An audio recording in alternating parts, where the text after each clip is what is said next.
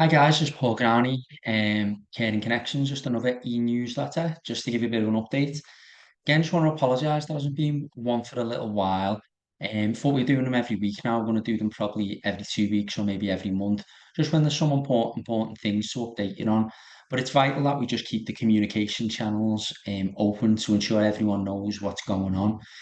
So at the moment, first and most importantly, just a massive thank you for everyone. We've had some amazing feedback recently from a number of our staff across all of our branches. And to be honest, this time it's difficult to even, name people because there is that many people. But the consistent theme is people just going above and beyond for our service users. And that's what we stand for at Caring Connections. So thank you so much for all the hard work that you do. And I know sometimes it might feel like, you may not feel appreciated and things like that. I can totally understand because when you're out there in the field, it's tough. And when rotas are challenging and people are going off sick and people are having to cover, I know it's a nightmare and I know it's really tough. The game we're in is probably one of the toughest around. But saying that, the work you do is second to none in putting people first and looking after the most vulnerable in our community. Alongside that, one of the big ticket items at the moment is again the ECMs, so the electronic call monitoring. So this is when you're logging in and logging out of calls, and like I expected, and like we expected some time ago, a number of councils are now implementing full ECM in payments. So this be minute by minute. In some cases, other more focused on intervals. So if you've been there longer than 15 minutes, you paid for X amount and X amount. As or everyone who's affected by this will be notified. And in certain areas, as I say, as an organisation, we will be challenging it.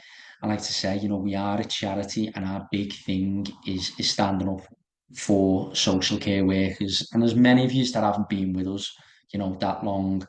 But in the past, we have always fought for the rights of frontline carers.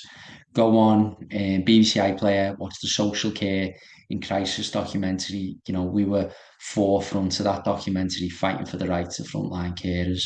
We've done numerous BBC interviews, national media. We've always fought for the right of frontline carers, and as I say, we'll continue to doing that, and as long as we exist as a charity. Okay, so certain things we have to implement and imposed on us, but just that again, making sure you're staying as long as possible. And if you're not able to stay, or people have sent you away, etc., make sure to put the notes down or tell another, tell you the office, so we can have calls reviewed. But ultimately, if it's on your rota and the time's there, please stay as long as possible, ensuring you're staying there for the full duration of the call when possible. Again, I know in reality this can be very challenging at times, but please make sure to just keep in constant dialogue with the office. We're all part of the same team, okay? Alongside this, we've got a number of people who started with us, so welcome to the team. A number of new starters. What I would like to say is that a theme that has been arising is people that come to us with come to us at interview and they give us availability, and that's what we agree your contract on, that availability. So if you then decide you're changing that availability, then that has to be agreed through a flexible working form, and that can be only done twice in a financial year. So individuals cannot be changing their availability every week. It's just not practical in what we do, and it's not fair on our other team members who are out there, day to day, and they have to cover areas which we thought we had covered by new contracted staff. So unfortunately, if people are unavailable to give firm availability, then it's unlikely we'll be able to work with your Caring Connections, unfortunately, on a contracted arrangement. Because again, when we're agreeing something at interview stage, we really do have to stick to it. And this is to ensure that all colleagues are supported across the board and everything's fair. On that note, on a bit more positive, today we had our first service user social in Warrington. So well done to Ellie, Till, and Jessica who've put that together. We've had a great turnout. Some really good stuff's gone on. So thanks a lot, guys, for that. Annie in the Whittle is just arranging theirs, and Charlie in Wigan and Keighley are just about to launch theirs as well. So a big part of what we're pushing for this year is to really build our social value in each branch.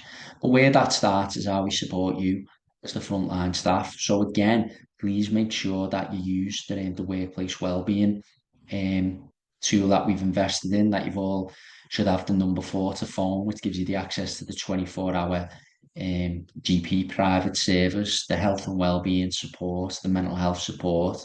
You've also got access to our bereavement counsellors. In terms of wage stream, I think we are doing a bit of a review of that at the moment because a very few people use it, and benefits to using the system have not quite met what we anticipated when we first brought it on board. So we are going to be reviewing that to see if we can invest monies in other areas to better support you. So we are looking at that at the moment.